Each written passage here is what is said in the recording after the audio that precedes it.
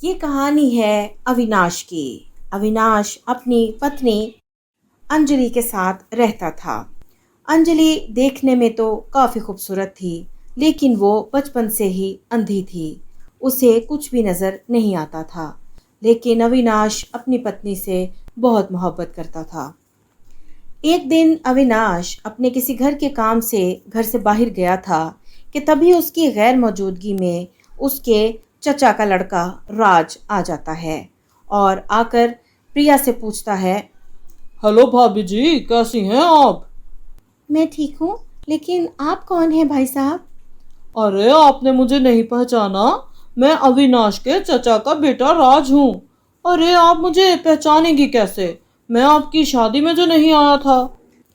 अच्छा भैया जी, आप बैठिए, मैं आपके लिए पानी लेकर आती हूँ। ठीक है जी भाभी, ठीक है।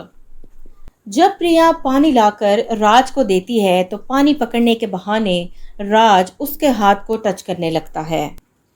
प्रिया को उसके इरादे समझ आने लगते हैं कि वो उसके साथ छेड़छाड़ कर रहा है। और शाम को जब अविनाश घर पर आता है और राज को वहां पर देखता है और कहता है। अरे राज, तू कब आया? मैं दोपहर में आया हूँ भैया। अच्छा अच्छा, तेरी भाभी ने तेरा अच्छे से ख्याल तो रखा है ना? हाँ हाँ भैया, भाभी ने बहुत अच्छे से ख्याल रखा है मेरा। लेकिन भैया, वैसे मैं तो शादी में नहीं था, लेकिन भाभी सच में बहुत ही ब्यूटीफुल हैं। हाँ हाँ राज, आखिर भाभी किसकी है? और रात में प्रिया सब कुछ अविनाश को बता देती है और बदले में अविनाश कहता है। अरे नहीं नहीं प्रिया, तुम्हें गलत फहमी हुई होगी। वो छोटा भाई है, बच्चा है, उसे कुछ नहीं पता अभी। ऐसे ही तुमसे मजाक कर रहा होगा। अरे नहीं, आप समझ नहीं रहे हैं। वो मुझसे मजाक नहीं कर रहे थे। उन्होंने सच में मेरा हाथ पकड़ा था और मुझे बहुत बुरा लगा था। अरे पगली, तू बिल्कुल भी चिंता मत कर। मैं उसे बचपन से जानता हूँ। कभी भी किसी भी किस्म की उसकी कोई शिकायत नहीं आई। वो बहुत ही अच्छा लड़का है। अगले दिन फिर अविनाश काम पर चला जाता है और घर में एक बार फिर प्रिया अकेली रह जाती है। तभी वहां मौका पाकर राज आ जाता है और बोलता है। अरे भाभी, आप तो सच में बहुत ही ब्यूटीफुल हैं। अगर शादी से पहले मुझे मिल जाती तो मैं ही आपसे शादी कर लेता, कसम से। अरे देवर जी, ये क्या बातें कर रहे हैं आप? आपका दिमाग तो ठीक है? अरे भाभी जी, आप तो गुस्सा ही कर गई। क्या मैं आपसे अब मजाक भी नहीं कर सकता?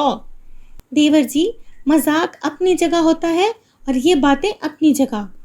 अरे तो भाभी, देवर भाभी में और कौन सा मजाक होता है? यही तो मजाक होता है। और इतना कहकर राज वहां से चला जाता है।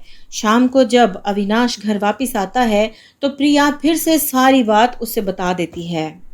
लेकिन अविनाश तो जैसे इस बात को मानने के लिए किसी तौर भी तैयारी नहीं होता और उल्टा प्रिया को ही समझाने बुझाने लगता है। लेकिन प्रिया को समझ में नहीं आ रहा था कि आखिर वो इस दरिंदे से खुद को कैसे बचाए। वो अब करे तो क्या करे।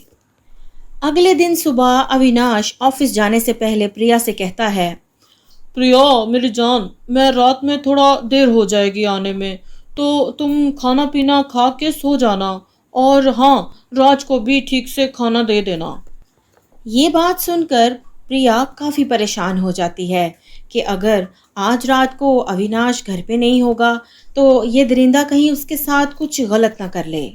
और ऐसा ही होता है। उसके जाने के बाद राज प्रिया के पास आता है और कहता है। अरे भाभी जी, आज तो भैया भी नहीं आएंगे, बहुत लेट आएंगे। आज तो फुल मजे होंगे।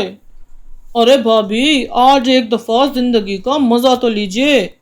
इतना कहकर राज प्रिया के साथ जबरदस्ती बदतमीजी शुरू कर देता है। देवर जी, ये क्या कर रहे हैं आप? छोड़िए मुझे, मुझे नहीं करना है ये सब।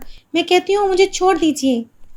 प्रिया अपने बचाव के लिए चिल्ला ही रही होती है कि वहाँ पुलिस आ जाती है और राज को पकड़ लेती है।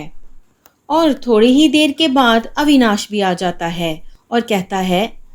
प्रिया, घर पर पुलिस क्यों आई है? क्या हो रहा है घर में?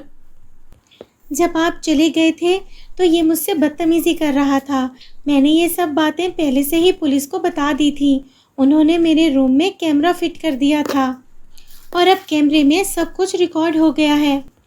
और तभी अविनाश को इस चीज़ का बहुत शिद्दत से एहसास होता है कि वो अपने चचा के बेटे पर इतना भरोसा करता था कि उसने अपनी बीवी की परेशानी को नहीं समझा और ना ही उसकी मदद की, और आखिरकार उसे पुलिस की मदद लेना पड़ी अपनी इज्जत बचाने के लिए।